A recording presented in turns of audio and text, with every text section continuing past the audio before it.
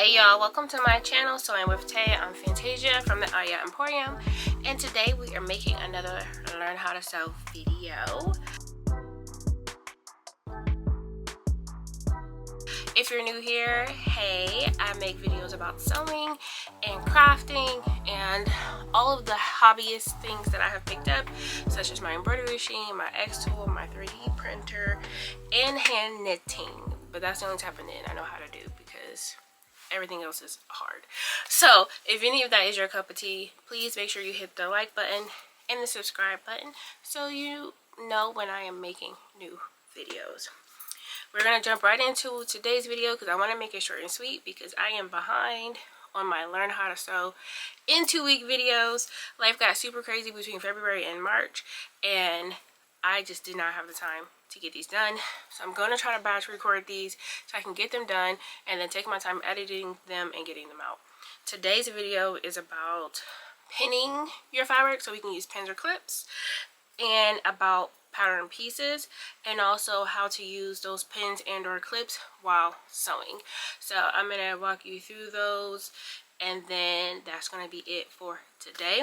My next video is going to be about patterns, and I'm trying to read some patterns. I'm going to show you a pattern that I have so that you can kind of visualize and understand what I mean when we talk about patterns. But those are the next 2 videos I have planned for my Learn How to Sew series, and then we're going to move into projects. We have some projects on the way: headband, tote bag, a bonnet, and then maybe some type of clothing. So I'm thinking pants, shorts, maybe a circle skirt, one of those. If you have a preference of which type of garment you would like to see me demo for you, please leave me a comment in the comment section and I'll work on getting that video made. But for now, let's jump right over into our tools and our pattern pieces and our pins and clips. Alright, I have a pattern here. This is just McCall's pattern. This is a pocket pattern. I like to keep these around because I like to just use them for the pocket shape.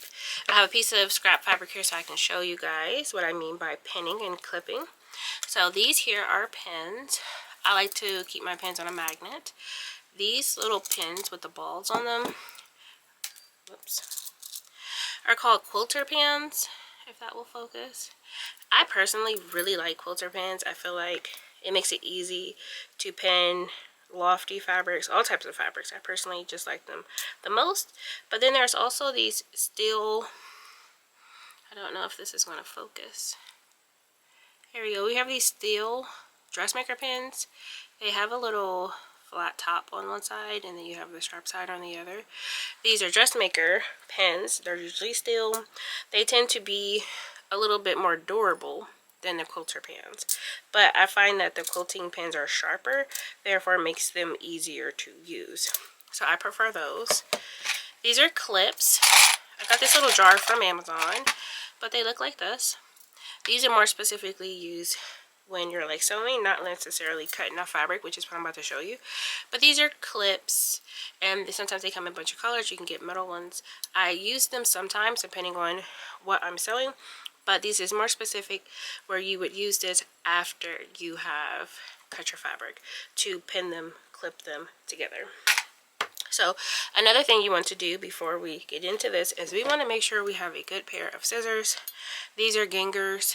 I love them. I have had Gingers for a very long time, probably pretty much my whole entire sewing career. Some of these I have had that entire time. I think these scissors here might be 10-15 years old. I just recently got them sharpened, which I love that for me. But you want to make sure you have good quality scissors, and you want to make sure that you're not cutting anything with these scissors but fabric. If you cut paper or cardboard or, you know, rope, trim, those type of things, it will dull your blade, which will make it harder to cut. So you always want to make sure you have good scissors. I'm going to do a little test here that cut straight through. I have these scissors from Amazon. They're also dressmaker scissors. I do like these. These aren't sharpened. They got dull pretty quickly, honestly. But I do like them. I like the weight of them. But if you see, like sometimes it doesn't really cut so cleanly. It's not that smooth. So you want to make sure you're taking care of your scissors. So first thing we're going to go over is pinning your patterns. When cutting out patterns, you can do a few things. You can choose to trace around your pattern with chalk, then remove it and then cut that out. Or my personal preference is to pin my pattern using quilting pins, because I find it the easiest to use. When you're pinning your pattern, you want to make sure that your pins are inside the pattern. You don't want your pin to be out like this. Can you see this?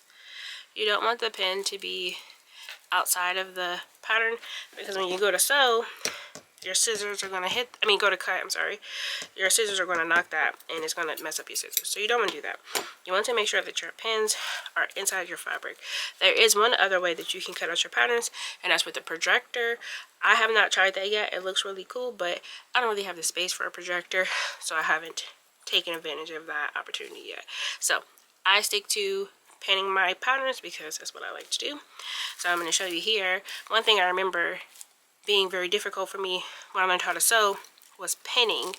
My teacher, she was so good at it, and I thought, like, oh my gosh, I'll never be able to do that. But here we are. It's not even a thought to me. So I want to make sure you have to go down into your fabric and pull this pin back up. So I'm going to zoom in so you can get a better view. You want to make sure that your pins are all kind of going the same direction, because you don't want to poke yourself. So here's my pen. I'm going to go down and then up. Down and then up. You're going to make sure that your pins are inside of your pattern so you don't worry about damaging your scissors. And you don't necessarily need to pin every piece of this pattern, just enough to make sure that it's secure and that it is not going to shift when you go to cut it, like that. So I find this is pretty good as far as pinning. All my pins are inside. I do want to get this little corner right here because that's something that will shift, like that. And then I'm going to take my scissors and then I'm going to cut very carefully around the pattern, making sure that I do not cut my pattern.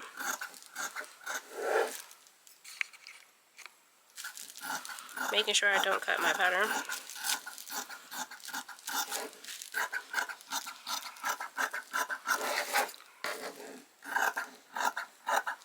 Just like that. So now my pattern piece is completely cut out, and if I was going to be sewing this, I'm going to take my pins out and I'm going to go to my machine, and then I would repin this to whatever I'm going to be sewing it to. So to a pair of pants, etc., etc. So I'm going to show you a little demo just using 2 pieces of fabric to show you the difference between clips and pins at your sewing machine. Alright, I have 2 sets of scrap fabric here. Whenever we are sewing something, we want to make sure we are putting right sides together. So this is the right side of my fabric, and we're going to put them together like so. This is already done that way. So when using pins of any kind, we want to make sure we are pinning horizontally. So this is different than when you're cutting out your pattern. So you want your pins to go just like this, so that when you start sewing, you can sew and either remove your pin, or you can sew and you can walk over your pin. But you don't want your pin to go this way unless you absolutely have to, or you're doing it for a very specific reason to hold something, because then when you start sewing, your needle can hit this bar and it will break, or it will damage your pin. So we don't want to pin like this unless it's for a very specific reason, and if we do pin like that, we have to remove it when we're sewing. With clips, they're literally just holding your fabric together. So you're just going to clip down the edge of whatever you're sewing. But think about these, you cannot sew over them. There's not an option to sew over these because they will break. They're plastic. So when you get to it, you have to remove it as you sew. You have to take them off. So I'll do a quick demo, and then we'll wrap up our clips, pinning and cutting fabric.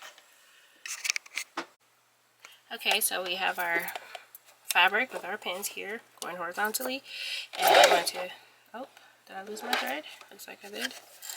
Let's give her a quick rethread.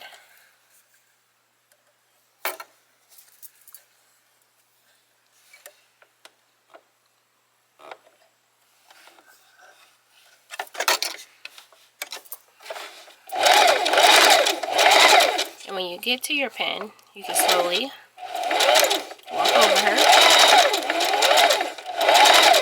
But if your pin is like this, you can't sew over that like that. You have to take that out. And slowly walk over it.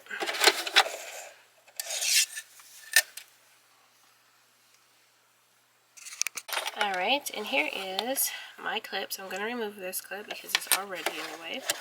I'm going to put a needle down and a back stitch. You see how this is going to hit that there? You got to take it out.